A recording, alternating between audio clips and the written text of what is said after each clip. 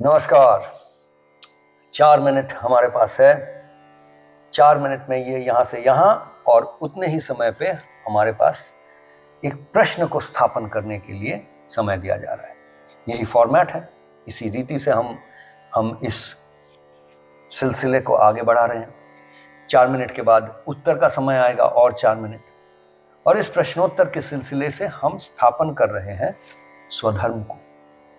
कर्मयोग for 21st century, स्वधर्म नामक एक नया धर्म को स्थापन करने का एक प्रयास।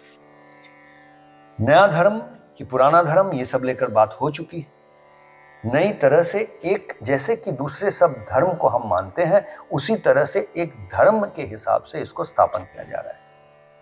तो यहां पर इसके पहले हम जहां तक पहुंचे थे, जहां तक बात किए थे, वो ये था कि इस धर्म, स्वधर्म में कितने खंड हैं, इसको हम कितने तरह से बांट सकते हैं, बंटवारा कैसे होगा इसका।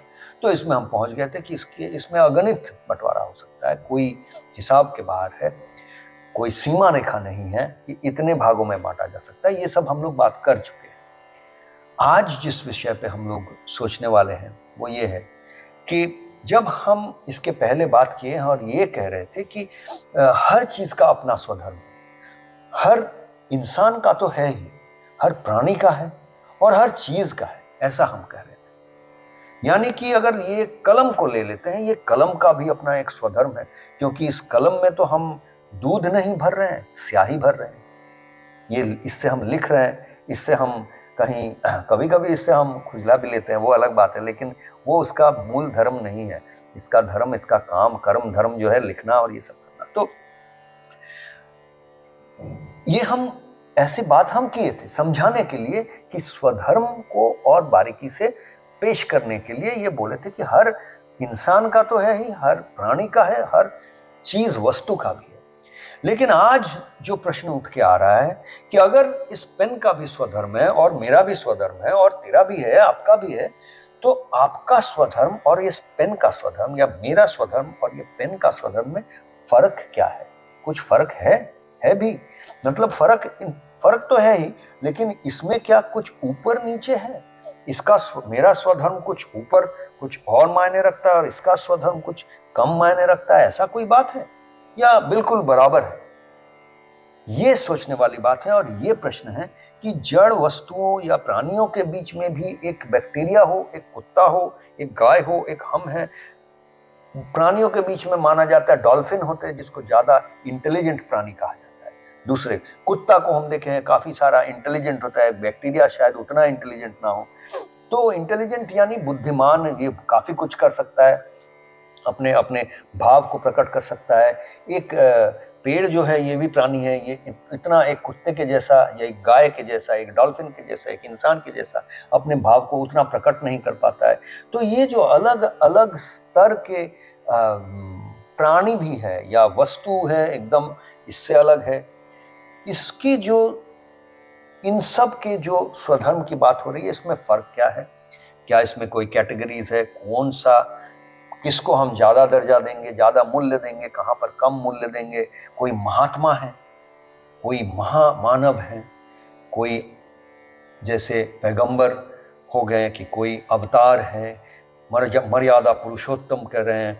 तो ऐसे इंसानों में कोई फर्क है कि कोई ऐसे ही आम इंसान जो है भटक रहा है इधर उधर, उसका जो स्वधर्म है, और जो बड़े महामानव है, महात्मा है, उनके जो स्वधर्म है, इसमें कैसे हम फर्क करेंगे? तो इस बात को लेकर हमारा चर्चा है। 4 मिनट के बाद हम जो उत्तर के समय पर अब पहुंच गए, यहाँ पे ये देखने को मिल रहा है कि अगर इसी चीज को ले लें, ये तो जड़ एक वस्तु है, इसमें प्राण नहीं है। इसी तरह से पेन ले लिए, ये कंपस को अगर ले लेते, कंपस बड़ा प्रतीकी है ये, क्योंकि ये हमें दिशा दिखाता है, जैसे स्वधर्म धर्म भी हमें दिशा दिखाता है। लेकिन ये सारी चीज जो है, कलम हो, कंपस हो, समय की घड़ी हो, कुछ भी, ये सारी चीजों का जो स्वधर्म है, इसके बारे में ये खुद सचेतन नहीं है। बात को अच्छा से समझिए। अभी जो हमारा बातचीत हो रहा है, इस पेन को लेकर बातचीत हो रहा है, लेकिन इस पेन को पता नहीं है कि उसको लेकर बातचीत हो रहा है। अगर मानिए ये बातचीत चल रहा है हम बोल रहे हैं इस कैमरे के पीछे आयन बैठा है जो इस कैमरे को संभाल रहा है, तो आयन अगर कैमरा करते करते सो गया यानी अचेतन हो गया, तब उसको भी पता नहीं चलेगा कि हम उसके बारे में बात कर रहे हैं। इसी तरह जो सुन रहे हैं आप, अगर आप इस बात को सुनते सुनते, अभी हम आपके बारे में बात कर रहे हैं, आपके स्वधर्म की बात हो रही है सब, लेकिन अगर आप सो जाते हैं यानी कि आपका चेतना कम हो जाता है, आप अचेतन हो जाते हैं, अवचेतन अचेतन, ये अचेतन हो जाते हैं, तो आपको भी ये पता नहीं चलेगा कि आपके बारे में बातचीत हो रही है। इसी तरह से इस पेन का जो कैरेक्टर है, इसका जो चरित्र है, इसका जो गुण है, इसमें चित्त नहीं है, चेतन होने का गुण नहीं है, सचेतन होने का तो बिल्कुल नहीं है।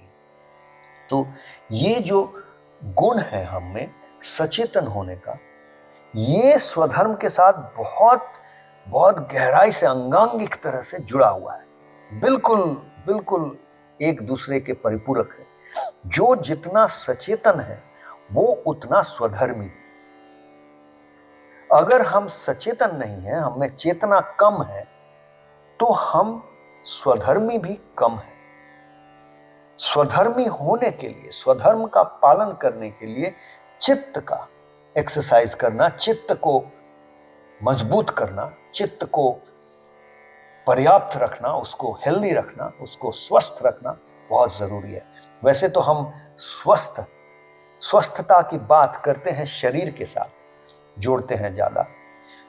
बहुत समय ऐसा होता है स्वस्थ मानसिक तरह से हम बोलते हैं ये अस्वस्थ है, हे तू मानसिक तरह से पागल हो गया है, अस्वस्थ है, जा डॉक्टर दिखा, ऐसा जब बोलते हैं, मतलब अब मानसिक, मानस जो है यानी कि मेंटल, मन को भी हम स्वस्थता के साथ जोड़ रहे हैं।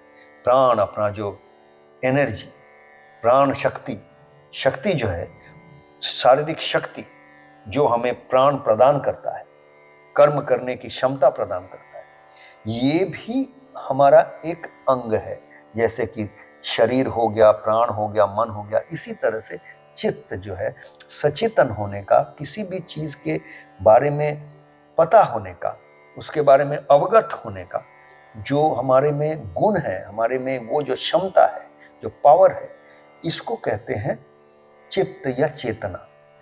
तो ये पावर जिसका जितना मजबूत है, जो और जिस वक्त जितना मजबूत है, अभी अगर मान लिया जाए मैं बहुत वैसे सचेतन रहता हूं, लेकिन मैं जब सो गया बिल्कुल अचेतन हो गया, कोई मुझे एक वो दिखाता था ना, पहले बच्चों को उठा के लेके जाते थे, वो किसी को किडनैप करना रहता था तो क्लोरोफॉर्म दे के ऐसे उसको अज्ञान कर देते थे, यानी वो अचेतन कर देते थे, फिर उसको उठा के लेके चले जाते थे। तो ये क्लोरोफॉर्म लगा के अचेतन कर दिया कोई, तो मुझमें ये, मैं भी पेन के जैसा हो गया, मेरा चित्त कम हो गया, मैं सचेतन नहीं हूं, और जब सचेतन नहीं हूं तब मैं खुद का धर्म भी पालन नहीं कर पाऊंगा, तो मैं अचेतन होने का, तो ये पेन का जो स्वधर्म है वो मैं हूं, एक कोई चित्त है, कोई चेतन है, कोई सचेतन है, उसके जरिए ये पेन का स्वधर्म, पेन के स्वधर्म के बारे में मैं सचेतन हूं, मैं चेतन हूं, मेरा चेतना इसको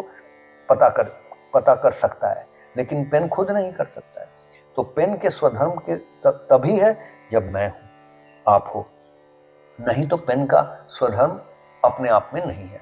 तो ये फर्क समझना चाहिए, और सचेतनता के साथ स्वधर्म का ये जो संबंध है, इसको गहराई से समझने का प्रयास करना चाहिए।